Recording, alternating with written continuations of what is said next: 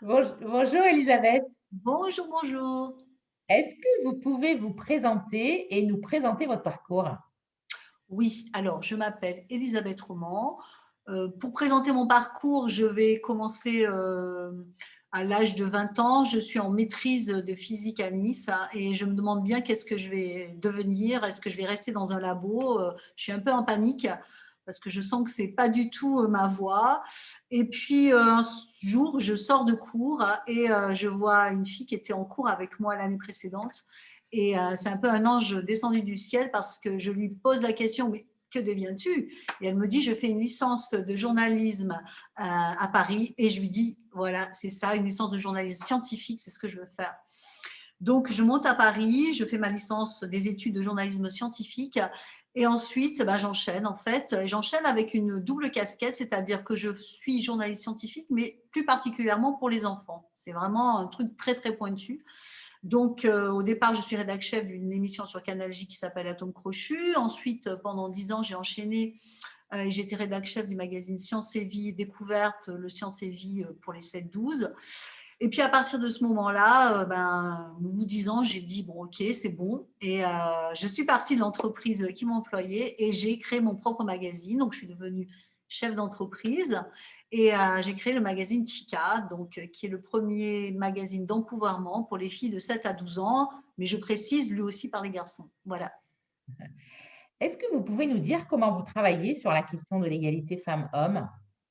Alors moi, je travaille surtout sur l'égalité filles-garçons, c'est-à-dire dans ce magazine qui est trimestriel, qui fait 52 pages, qui commence à avoir pas mal d'abonnés. euh, on attaque plusieurs choses parce qu'on sait qu'en fait, l'égalité homme-femme, ça commence par l'égalité fille-garçon.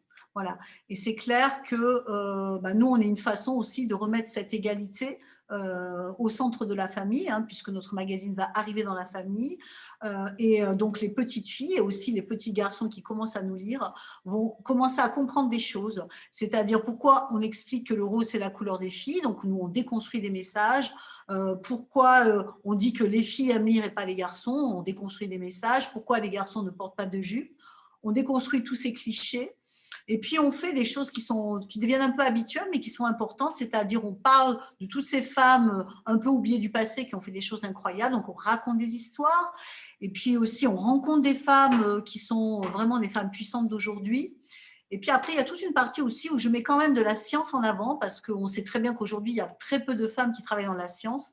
Et je trouve aussi important de leur montrer qu'il y a des femmes scientifiques. Donc, il y a une partie d'infosciences où on montre que ça peut être vraiment passionnant de travailler dans la science et qu'il n'y a pas de raison que les filles ne soient pas scientifiques. Et donc, chaque trimestre, on a un gros dossier. Donc, on a été, par exemple, le premier magazine à faire notre une sur les premières règles, avec vraiment une couverture consacrée à ce sujet. Là, par exemple, on va s'attaquer à qui es-tu, Miss Préhistorique, et on va se rendre compte que en fait, c'est à la préhistoire que les choses ont changé et que le patriarcat n'a pas toujours forcément existé. Voilà, on a parlé aussi de ces femmes qui ont été obligées de se déguiser en hommes pour réussir leur vie. Et donc, voilà, il y a des gros dossiers aussi. C'est vraiment quelque chose. Et c'est un magazine où j'ai décidé qu'à l'intérieur, puisqu'on le retrouve dans d'autres magazines dits pour filles, il n'y aurait pas un rose omniprésent. Donc, le rose n'est pas interdit, mais il n'est pas omniprésent. On ne va pas faire des articles mode ou beauté, genre ton maillot de bain pour cet été. Et puis, il n'y aura pas de plus produits en plastoc, genre un petit bracelet ou un petit porte-monnaie mignon, Made in China. Donc, vraiment, c'est des choses, voilà, j'ai voulu vraiment créer un magazine intelligent. Et donc, c'est ça que je fais, moi, pour l'égalité homme-femme. C'est plutôt pour filles-garçons, voilà. Si vous aviez une baguette magique, Elisabeth, quelle serait la première action que vous mettriez en place justement pour faire bouger ces lignes filles-garçons? Alors, moi, ça va être plutôt homme-femme. Parce que fille-garçon, je pense que la baguette magique, il faut plus que ça. Et c'est quelque chose dont j'ai souffert, moi. C'est-à-dire que les femmes sont comme moi, en fait, moi, je suis de la fin des années 60, donc un enfant des années 70. Une période un peu privilégiée, je crois, pour nous, c'est-à-dire même s'il y a eu encore beaucoup d'inégalités, il y avait quand même des choses on est les enfants post-MLF, en fait, hein, post-mai 68, etc. Et donc, il y a eu comme ça, dans cette traînée, on a eu quand même des choses qui ont fait que j'ai pu faire des études de sciences sans me poser des questions, etc. Et donc, moi, j'estime que je suis une femme qui, par exemple, en entreprise, je suis plutôt cash.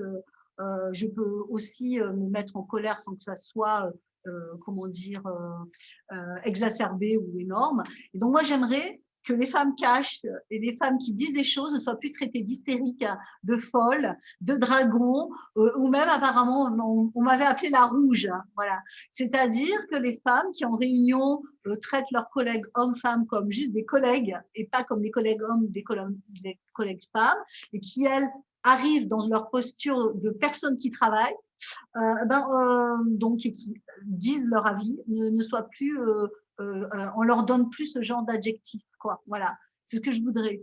Je ne suis pas une hystérique quand je donne mon avis en réunion. Voilà. Et quelle est la femme qui vous inspire? Bon, moi, je trouve que vraiment la femme qui est admirable, c'est Frida Kahlo pour moi. C'est d'ailleurs pour ça que j'ai aussi appelé le magazine Chica. Chica, qui veut dire petite fille en espagnol. Donc, j'ai francisé la façon de l'écrire. C'est à Chica, donc c'était aussi un hommage à elle. Bon, je trouve que c'est une femme extraordinaire, d'une force et d'un courage incroyable. Évidemment, je n'arrive pas à la cheville, mais j'aurais bien aimé avoir beaucoup de sa force et beaucoup de son courage face à la maladie et puis beaucoup de son talent. Voilà, c'est une femme très inspirante pour moi. Merci beaucoup, Elisabeth. Merci, merci. Au revoir.